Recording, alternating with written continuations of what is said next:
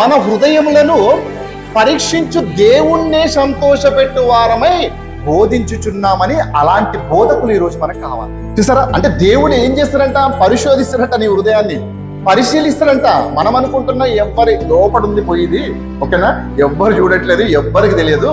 నేను ఎన్నో ప్లాన్లు వేసుకుంటున్నా, లోపల ఎన్నో ఆలోచనలు కలిగి ఉంటున్నా, ఎన్నో అబద్ధాలు చెప్తున్న సంఘంలో, కానీ నేను బయటపడట్లేదు. కానీ దేవుడు ఏమంటున్నాడు?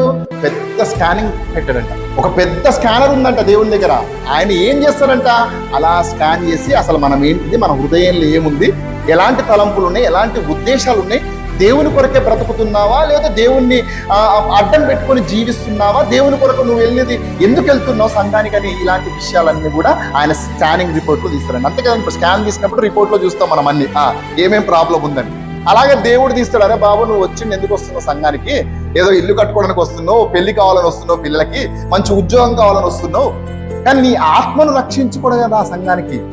వాక్యము నీ ఆత్మను రక్షిస్తుంది, వాక్యము నిన్ను బలపరుస్తుందని దేవుని వాక్యం సెలవిస్తుంది.